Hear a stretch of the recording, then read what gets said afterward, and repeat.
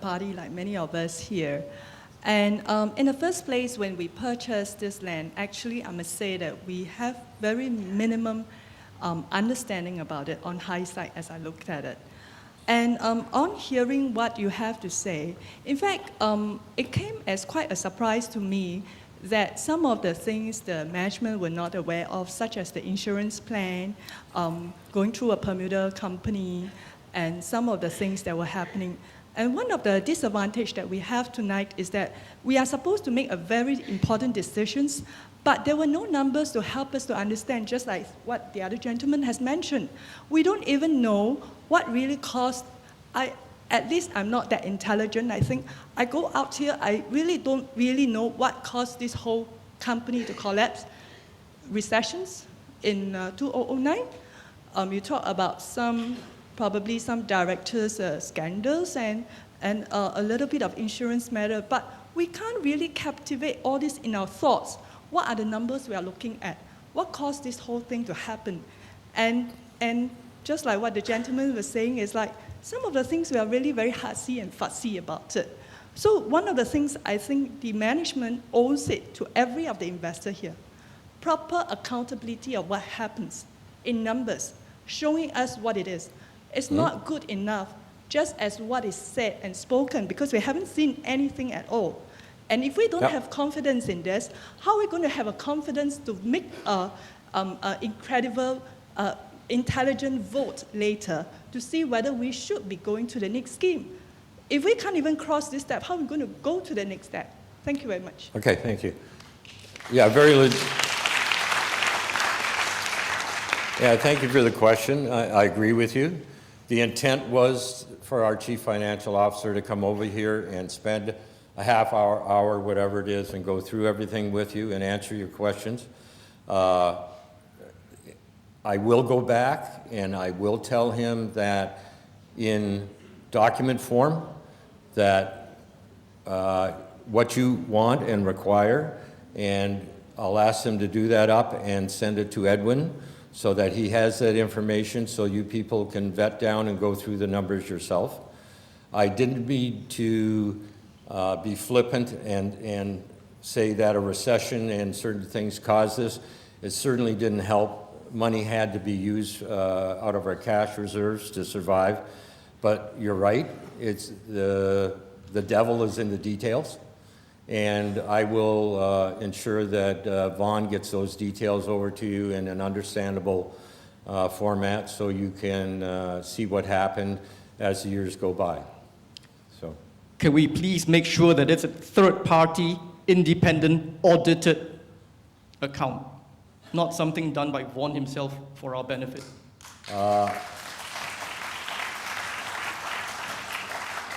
Given the amount that's going to be poured into this in the millions of dollars, I think an audited account of this thing wouldn't be a lot by proportion.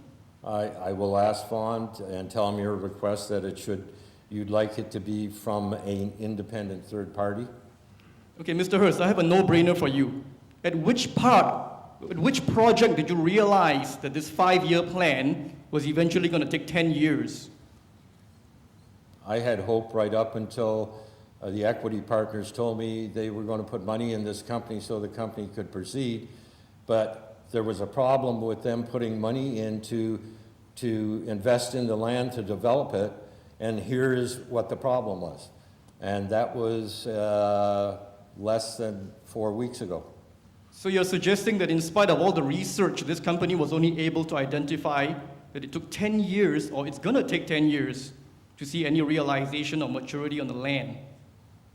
No, I'm not saying that. We do perfectly realize that there are some properties that will take longer than others. There's probably 5 or 6 properties right now that the towns are requesting development on. So, and there are some properties probably that have to wait longer than others. So it's a moving ball, Chris. And you know that. You've been in the business before. You understand the problems. In spite of that, the last few projects were still sold on the same timelines. What do you have to say about that? We're still selling the last project right now.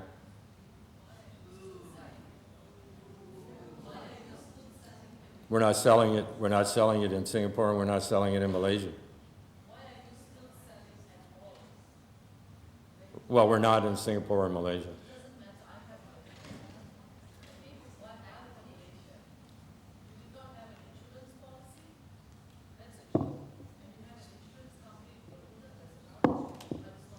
Yeah, we're not selling it over here.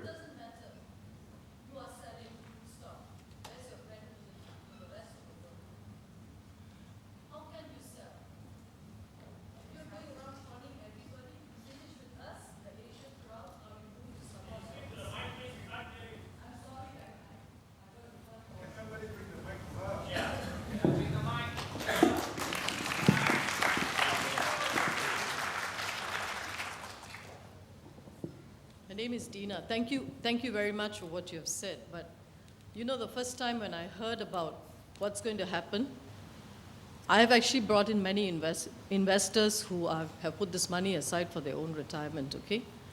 So I went into your website thinking this cannot be true. And I found that you're still selling. And I was waiting to ask that question. Thank you for raising it just now to that gentleman. So it doesn't matter to me whether you sell in Singapore or you sell in Malaysia.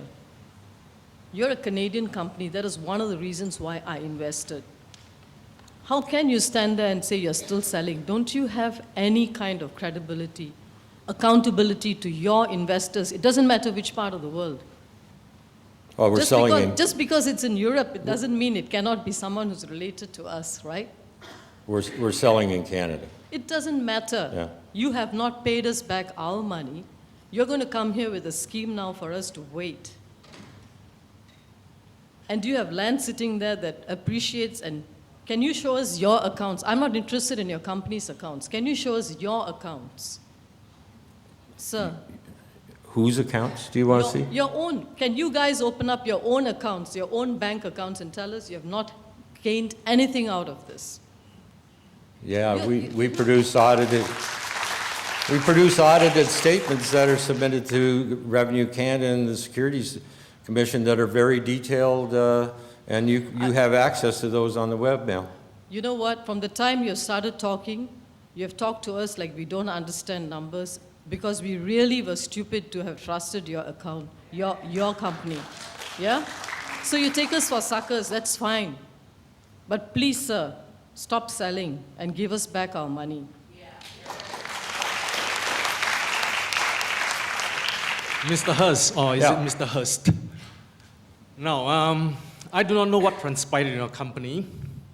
And from your speech, I don't think you have good grasp of what's going on in your own company. All I know is I am an UDI investor, and under the S&P, if I've given you the money, under the S&P, you are supposed to give me the title of the land. Now, the title has not been forthcoming.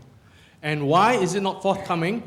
From the land searches that has been conducted, my understanding is after the proceeds have been received by your company from us, you actually took the land and encumbered it or charged it to another bank.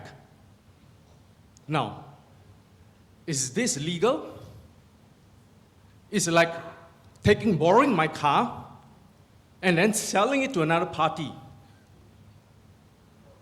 We haven't sold anything. No, I'm not talking about selling. I'm talking about it's similar to selling. You encumbered it to another finance company after receiving the proceeds from us. Yeah. A remortgage. Yeah. Well, how do you explain that? Is it an ultra-virus transaction? Well, okay. Let me explain it. The position that some of the properties were in, because we couldn't pay off the original mortgage, the mortgage company would put it into foreclosure and sell it, and sell it at a fire sale price so they got back their equity, and we would lose the property. So we had no choice but to remortgage to keep it within the company. You may not agree with that, but that's what we had to do. No, I don't understand. No, I don't get it. You received proceeds from us, money from us, and that money was meant to go and pay off the seller. And now you're telling me after receiving money from us, you do not have the funds to pay off. You paid off with our money, but after that, you recharge it, remortgage it to another finance company. After the fact. Now, No. this is, in my opinion, an ultra-virus transaction. You have failed in your fiduciary responsibility towards us. Well, any piece of property where we've paid off the mortgage, we issued titles. We can't go out and remortgage it after titles are issued. Yeah, but the title didn't come to us. So Pardon? you took the title did not come to us. Oh, you're talking about properties where we haven't paid off the mortgage and the title hasn't been issued yet? No, okay, like Half Moon Lake. Okay, like Half Half Moon Moon Lake. We've paid the proceeds, but where's the title now? Maybe you can answer that. Where's the title now? Well, to be quite honest with you, I thought we had a mortgage on the property, and a consultant told me today he ran title on it and said that it is free and clear. And I told... And I told him if that was the case, then I would go back and I would support issuing those titles to the Asians. Which consultant said that? Pardon me? Which consultant? I'm not quite sure. You don't seem to know what's going on, do you? Mr. Hurst, I think that's a very unreasonable explanation. Now, you mentioned just now when you first started that Edgeworth had a good first 2.5 to 3 years, okay, and you sold 12 lands to us. Out of 12 lands, only 3 received titles. Now, if we had the first a good 2.5 to 3 years initially, then why couldn't we have the money to process the titles, as you put it, and give us the investors the titles to the rest of the land? What happened to the titles to the rest of the lands? Well, some of them we did. The first Only 3... 3. Yes. And So then... what happened to the rest? We also went out and bought other properties so that there was property in the bank to be able to sell when a project was done. So not all the money went to pay off mortgages. So if it was a mistake, it was a mistake. It shouldn't have been done. But we felt confident that we were going to generate enough revenue to be able to address that issue and pay down the mortgages on time to issue titles. Okay, Mr. Hurst, let's go to specifics. ETL 1 and ETL 2. Yeah, These 2 projects. yeah. Now, from the land searches that we have made, we understand that these titles were encumbered subsequent, meaning after receiving proceeds from us. How can this come about? Can you please explain? That's not the knowledge I have. As far as I know, that Sterling Bridge out of Edmonton put mortgages on those the day we purchased the property from who, I forget the name of the party we purchased it from. Those Not according to mortgages are still on the property. Not according to the searches we've made on the land title. The date of the encumbrance was after the fact, after receiving proceeds from us. Do you know what? We bought that property. We put deposits down on the property. We put mortgages down on all those properties with Sterling Bridge. If there's a time lag in there, I'm not familiar with it, and I would have to disagree with you. As far as I know, those mortgages were put down. We paid down some of the principal off those mortgages, and they're still in place. Well, the title tells me otherwise. Sorry. Yep. Excuse me, Mr. Hurst. I'm an owner of the Half Moon Lake. Yes. Just about a few seconds ago, I heard you. Did I hear wrongly when you mentioned that you could possibly have the title to that? You're not quite sure that you heard from Well, some it's in Edgeworth's consultant? name. Sorry? It's in Edgeworth's name, and if that land has no encumbrances, then we'd be happy to issue titles on it. Oh, to the really? agent. Was that the Half Moon Lake, please? The Half Moon Lake deed? Are you referring to the Half Moon Lake? Yeah, Half Moon Lake. Great. I've got a handphone. Do you have one? I mean, could you make a call to whoever it is? I mean, it's working right now. It's a daytime in Canada. It's working, people are working, it's a weekday. I'm quite sure the other Half Moon Lake owners are very excited to hear such a news. So would you mind just make that one phone call just for me, please? Okay, if you don't mind, this specific question, we will take it offline because the way I have to go home. I have to go home to my baby.